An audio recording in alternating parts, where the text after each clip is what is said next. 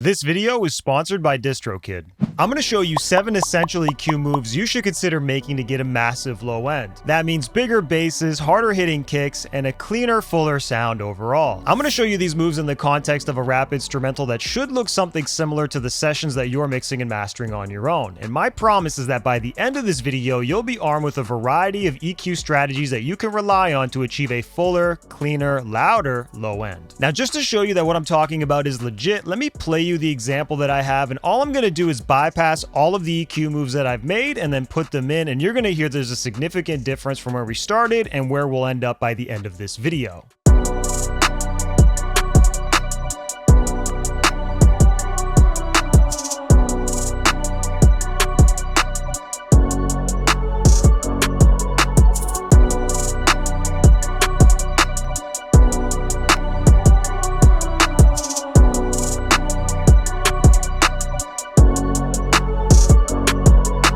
Now that's a pretty significant difference, as you can tell, and while you may be thinking that I'm just going in and adding a bunch of low end with an EQ, you'd actually be mistaken, as you're about to find out in the next few moves that I'm going to show you. And make sure you watch this video all the way till the end, because the 7th move is arguably one of my favorites that I do in every single mix. Now before I show you the first move, let's quickly talk about the sponsor of today's video, DistroKid. Ever found yourself struggling to send large files to collaborators through email or text? DistroKid's new Instant Share feature has your back. With their user-friendly distribution platform, getting your music onto all the major streaming services is easy. And now with Instant Share, sharing files is even easier. Whether it's hefty audio files, album artwork, or important documents, DistroKid members can securely share up to 1 GB worth of files for free. Here's how it works. Sign up for DistroKid if you haven't already, or log into your account. Upload your files, customize your settings, including the password and self-destruct timer, and then copy, paste, and send your file link wherever you please. It's that simple. Get access to Instant Share today by signing up for DistroKid. You can save 7% off right now by using my link down in the description and the pinned comment below. Thank you to DistroKid for sponsoring this video, and now back to the content.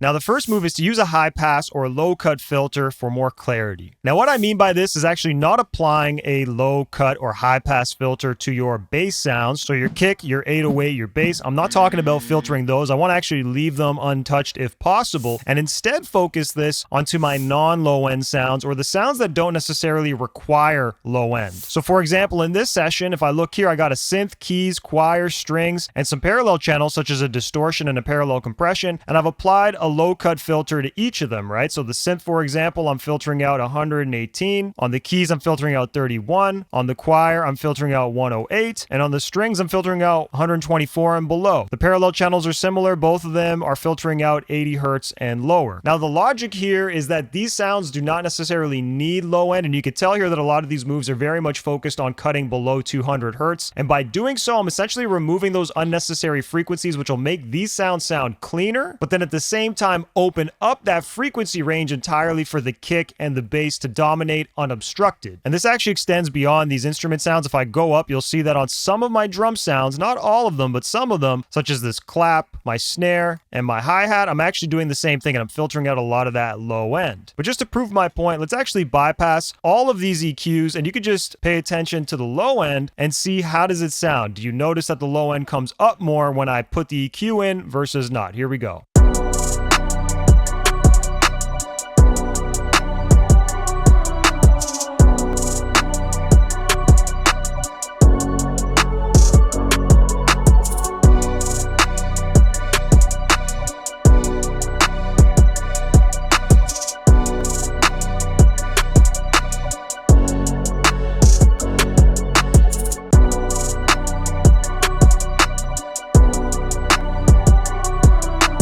So it's a pretty interesting difference, and while this is a subtle move, you can definitely hear how the low end is just more impactful. The second EQ move I want to talk about is using a high cut filter for focus. Now the logic here is we're going to apply a high cut filter to essentially remove the unnecessary high end information on our kicks, our basses, and low end sounds that really aren't dominant in those areas and don't even necessarily have any frequency content in those areas, and that'll help focus them into the lows and mids where they really belong. So in the case of this session, the kick in this session has a high cut filter, but I'm really just filtering out the excessive top end, just shy of 20K. If I were to solo this channel and play it, let's hear what that sounds like.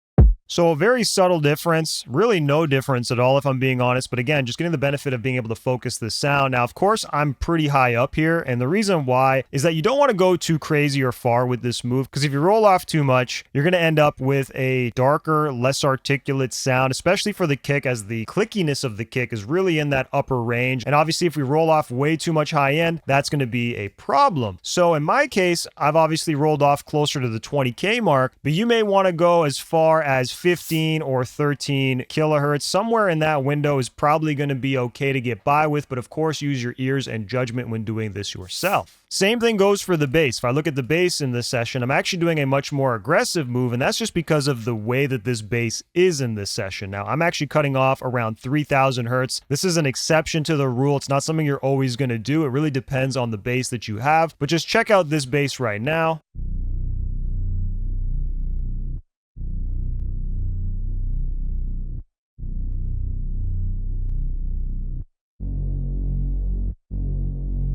So as you can tell, this bass is essentially just a very low kind of rumbly growl. It's very focused on the low end. It's really just two notes playing the same note, and then it goes up a little bit. Overall, there's not a whole lot of information above this. Even if I bypass it, check out the difference.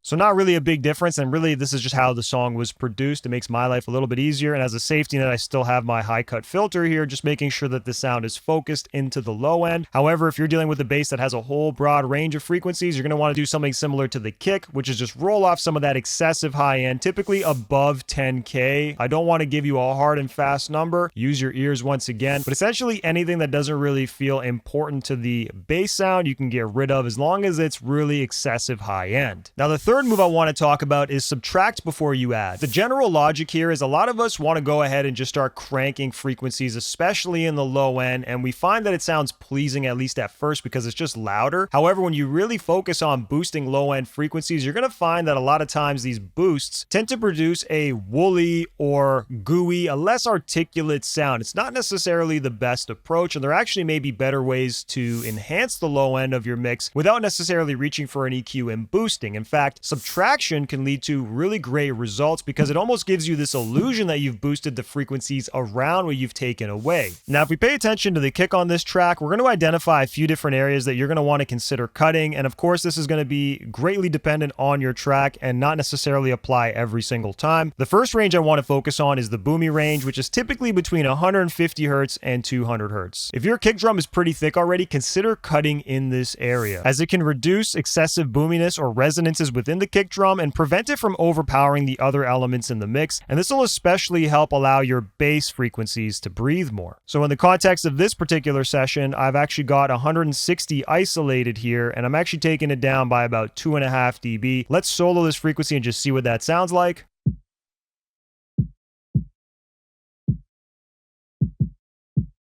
And you can actually see there's a lot of energy behind that already, right? You can actually see the analysis showing that there is quite a bit of amplitude there. So I'm just taming it a little bit with this move. The next problem spot you're going to want to tackle is probably the boxy or muddy frequency range, which is typically between 200 and 600 hertz. This is especially a good place to reduce if your kick has a flatter, cardboardy type of sound. As you can imagine, cutting in this area can help clean it up and make it more defined in the mix. So in this case, I'm doing a very small adjustment here. I have 318 isolated. I'm taking this down by about 1 dB. Let's solo this frequency and see what that sounds like.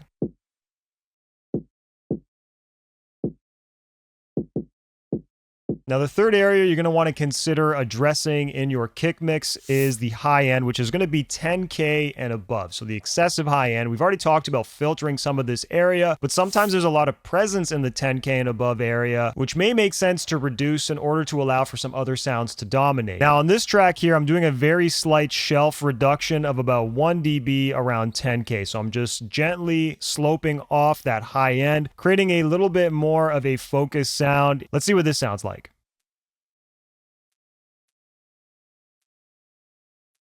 You essentially can't hear anything because there's very little going on there. Now you will notice that I do have one move here that I haven't talked about. This is specific to this track, but I'm just getting rid of a little bit of 2500. This is not necessarily one of the 3 areas you need to focus on. In fact, we're going to talk about this area in particular in an upcoming move, but I'll just show you this for the sake of showing you. I'm going to solo it. So again, kind of like a papery sort of sounding area, but I decided to just take this down by about 3 dB in this current move. Let's actually see what this kick sounds like without these subtractive moves and then with.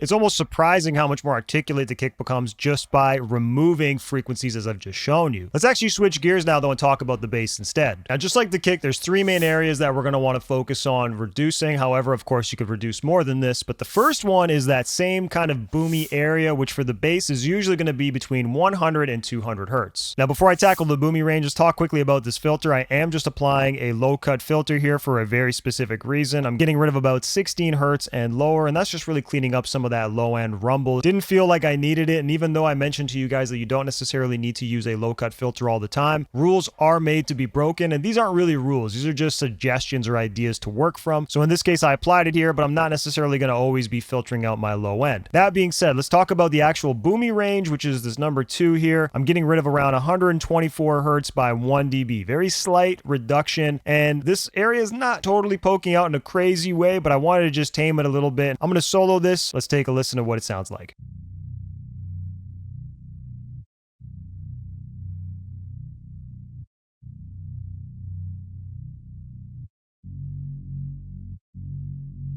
The next range to focus on is the muddy or boxy area, which is typically between 200 and 500 hertz. And just like the kick, we can cut in this range to reduce muddiness or boxiness in the bass, which will clean it up and make it more defined in the mix. And that'll also help the bass not conflict with the other instrument sounds that are in that lower mid-range area. So in the case of this track, I'm getting rid of around 303 hertz by 1 dB. I'm going to solo this. Let's check it out.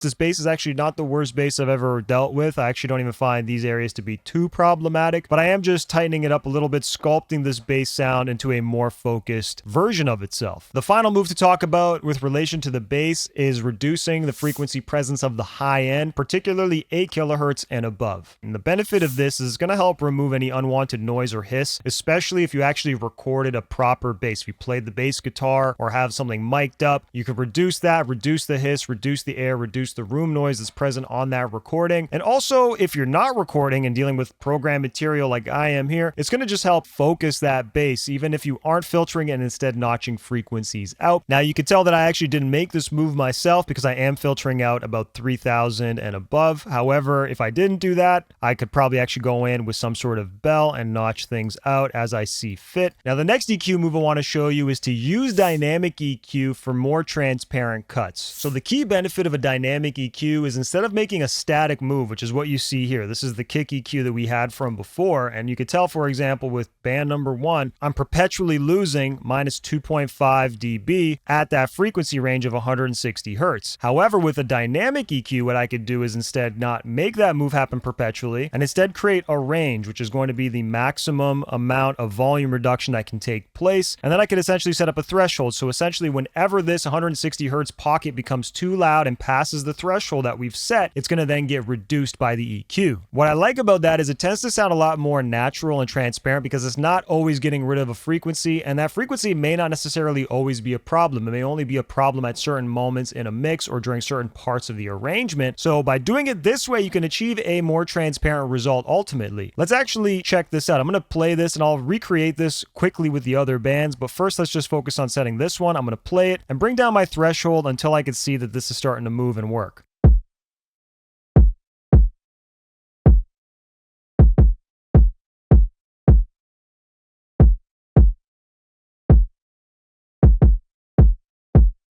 So you can see that it's actually reducing that 160 frequency whenever it passes the threshold once again. And you can see that the threshold even shows you the level of that frequency in the mix. So I've just recreated everything I did on band 1 on the other bands here. I'm going to play this, and I'm also going to compare this to the original static moves.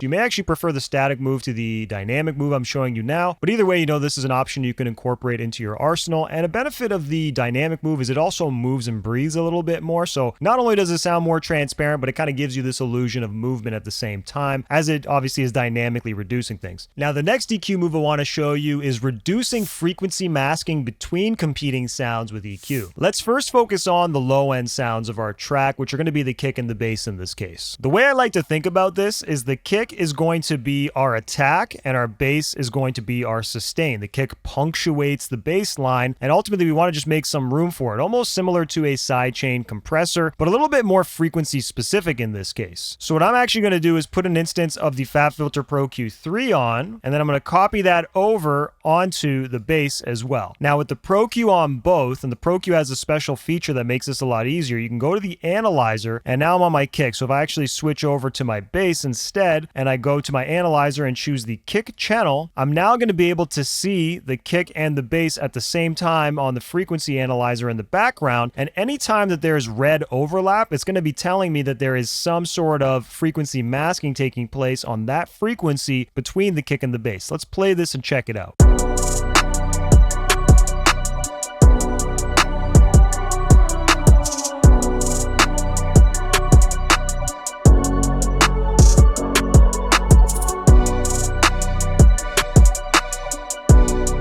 So right here around 37, 38 hertz, right? It's extreme low end, but it's telling me that there is some overlap there, and ultimately the kick and the bass are getting in the way of each other a little bit. I'm actually going to set this up in a way so that the kick causes the bass frequency here to duck every time it happens. So to do that, again, I'm on my bass EQ. I'm going to set up a side chain, which I've already got preset up, which is my kick side chain. I'm going to take this band, right click it, and say make dynamic, and I'll bring it down to about 3 dB here. So this is the range. It's going to basically notch this frequency down by about 3 dB once the kick passes the threshold. But to make that happen, I need to open up this other menu and press this look button here, and this is going to tell it to look for the key in this case, and now I have a threshold here. So now I'm going to play this at the threshold, and then we can take it in. Here we go.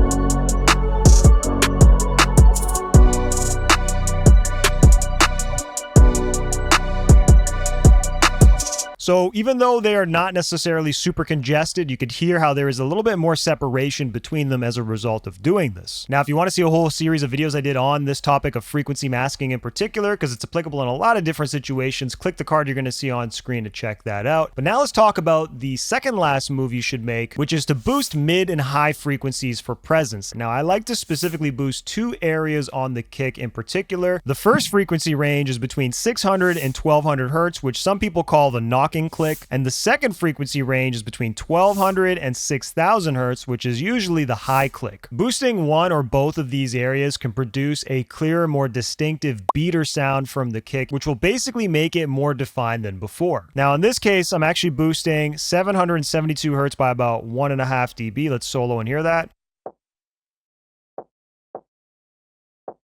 And then the second boost that I'm doing is around 2376, and I'm adding about 2.7 dB. Let's solo that. You can hear that clickiness, that knocking factor on both of these, right? Now, if I bypass this and play it in context and put it in, let's see if it makes the kick more defined.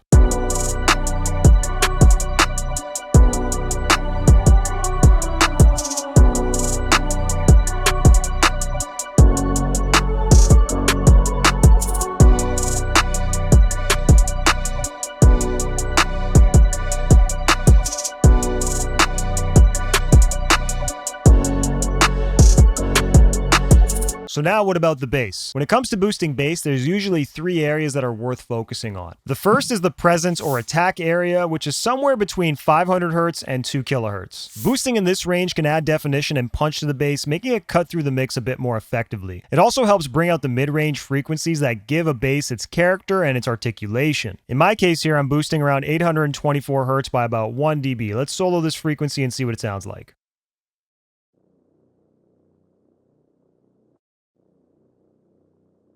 It's got that mid to high range growl. It's very subtle, but it's there, and I'm just giving it a little bit more emphasis through this very small boost. The next area to focus on is the harmonics, which is usually somewhere between 2 to 5 kHz. Boosting in this range can add some clarity and more articulation to the bass, which will make it more audible on smaller speakers in particular. So I did a similar move here, boosting around 2057 by about 2 dB, and the truth is I'm not going to solo it because you're barely going to hear it, but in context, when I play this, you're going to hear this a lot more. I'll even crank it so you can really notice what it's doing, but check this out.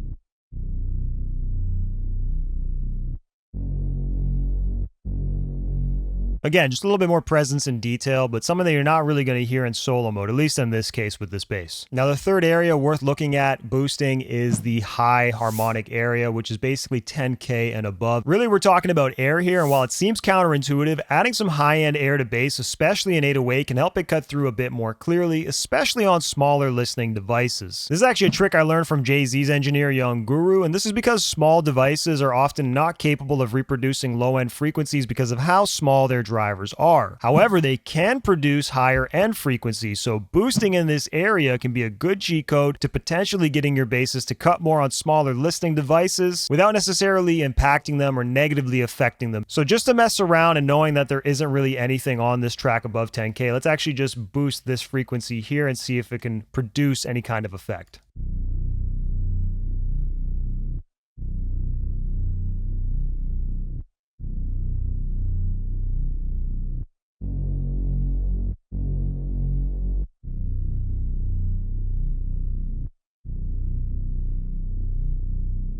So a very subtle difference, but again, worth focusing on. So now let's talk about the final EQ move you should consider making, which is boost the low end of groups and masters and not individual tracks. So in my case, I often find myself going to the master or final output of my track and applying my enhancements there, and that's what I have in this case. I find that it tends to sound sweeter and smoother and helps avoid the potential phase-related issues that come with boosting these low-end sounds individually. Really, this helps maintain the relationship between those two elements and also just create a more cohesive low-end sound in my mix. And I have a Puig Tech here from Waves, which is a Pultec emulation, and I'm really just using the low end here, adding 1 dB at 100 Hz, although you will see that I have added 1 dB also at 10K. But the reason why I like this EQ is that it's fixed, and you don't really need to do a whole lot here because what you're doing here is applying this to the entire channel, and it's therefore affecting everything, right? So because of that, I don't want to go crazy and add a massive boost. I'm going to add just a 1 or 2 dB boost, give a slight enhancement to the low end. And in terms of frequency, I'm going to pick one of the 4 options here from 20, 30, 60, or 100. Although for me, I find I'm usually going somewhere between 60 and 100 depending on the track. 100 is definitely going to be benefiting the kick a little bit more because kicks typically sit a little bit higher in the low end, whereas 60 will really benefit the lower end sounds, including 808s, but basses in particular. It really depends obviously on the track, but I do find myself gravitating somewhere between 60 and 100 Hz. Let's play this and see what this sounds like with this 1 dB boost at 100 right now, and I'll take it out for comparative purposes.